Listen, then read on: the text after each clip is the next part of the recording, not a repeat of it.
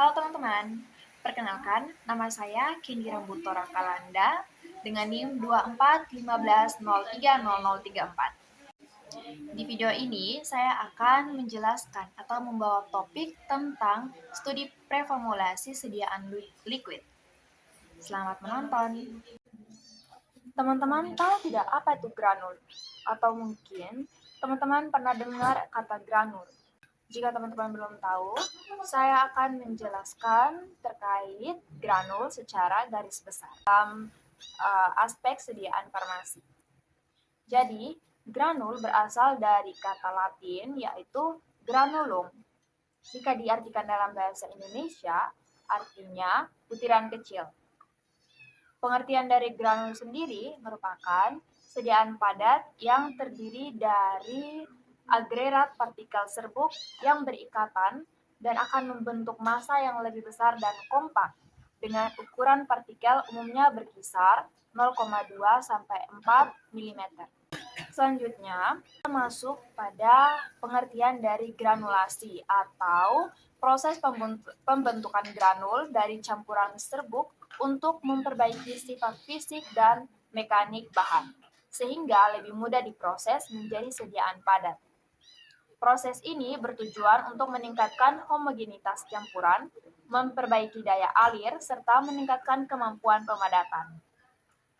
Selanjutnya, berdasarkan metode pembuatannya, granulasi dibedakan menjadi dua.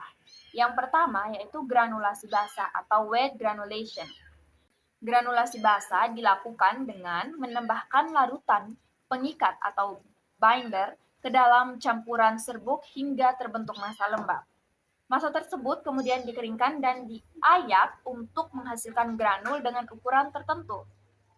Adapun mekanisme pembentukan granul pada metode ini melibatkan pembentukan jembatan cair atau liquid bridge antar partikel yang setelah pengeringan akan membentuk ikatan padat. Selanjutnya, ada granulasi kering. Yang kedua nih. Granulasi kering dilakukan tanpa penambahan cairan. Jadi, campuran serbuk itu akan dipadatkan menggunakan tekanan tinggi dengan proses slugging atau roller compression. Kemudian dihancurkan dan diayak menjadi granul.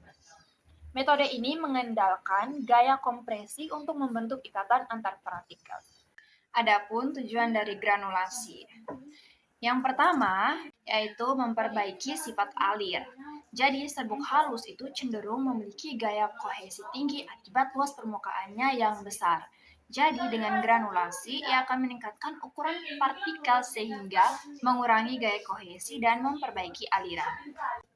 Yang berikutnya, ada pun faktor yang mempengaruhi proses dari granulasi. Yang pertama itu jenis dan konsentrasi bahan pengikat atau binder. Yang kedua itu ada kadar air atau kelembapan. Yang ketiga ada tekanan kompresi. Tekanan kompresi ini pada granulasi kering. Yang keempat ada waktu dan kecepatan pencampuran. Kelima ada suhu pengeringan. Teman-teman perlu ingat bahwa pengendalian faktor-faktor tersebut sangat penting. Mengapa? Karena dengan kita mengendalikan faktor-faktor tersebut akan menghasilkan granul dengan ukuran, kekuatan, dan distribusi yang seragam. Selain itu, ada pun kelebihan dan kekurangan dari kedua metode granulasi. Yang metode pertama, granulasi basah. Kelebihannya, pertama menghasilkan granul yang kuat dan kompak. Kedua, homogenitas campurannya tuh lebih baik. Ketiga, cocok untuk bahan dengan daya alir dan kompresibilitas rendah. Keempat, mengurangi risiko segregasi. Adapun kekurangannya kekurangan dari metode granulasi basah ini. Yang pertama, tidak cocok untuk bahan sensitif terhadap panas dan kelembapan. Yang kedua, proses lebih kompleks dan memerlukan tahap pengeringan. Yang ketiga, biaya produksi lebih tinggi. Keempat, risiko degradasi zat aktif akibat paparan air atau suhu yang tinggi. Berikutnya, yaitu granulasi kering. Kelebihannya, yang pertama, tidak menggunakan cairan sehingga cocok untuk bahan sensitif air. Yang kedua, tidak memerlukan tahap pengeringan. Yang ketiga, prosesnya itu lebih singkat dan efisien. Keempat, biayanya relatif lebih rendah. Adapun kekurangan dari metode granulasi kering ini. Yang pertama, granul cenderung kurang homogen dibanding metode basa. Yang kedua, memerlukan tekanan yang tinggi. Yang ketiga, dapat menghasilkan granul yang lebih rapuh. Dan yang keempat, distribusi ukuran partikel bisa kurang seragam. Selanjutnya, kita akan berpindah topik, yaitu klasifikasi dan karakterisasi eksipien atau bahan tambahan. Ya, eksipien sendiri adalah bahan tambahan non-aktif yang membantu membentuk sediaan yang baik. Jenis eksipien pertama yaitu pengisi, diluent atau filler. Fungsi utamanya menambah bobot sediaan agar ukuran layaknya untuk dikonsumsi. Jenis eksipien yang kedua yaitu pengikat atau binder.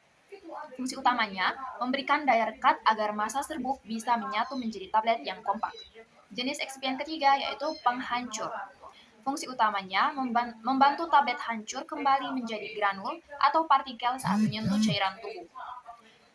Jenis eksipien yang keempat ada pelicin. Fungsi utamanya mengurangi gesekan antar partikel atau glidan dan mencegah tablet menempel pada mesin cetak atau lubrikan. Kesimpulan atau garis besar dari preformulasi sediaan solid yaitu jika teman-teman memiliki pemahaman mendalam mengenai sifat fisikokimia zat aktif serta pembelian eksipien yang tepat, itu merupakan kunci keberhasilan dalam membuat sediaan solid, seperti tablet atau kapsul yang bermutu tinggi, stabil, dan efektif bagi pasien. Sekian penjelasan atau gambaran besar mengenai granulasi atau proses pembuatan granul, hingga preformulasi sediaan solid. Kiranya materi atau penjelasan yang saya berikan dapat bermanfaat bagi teman-teman semuanya. Terima kasih.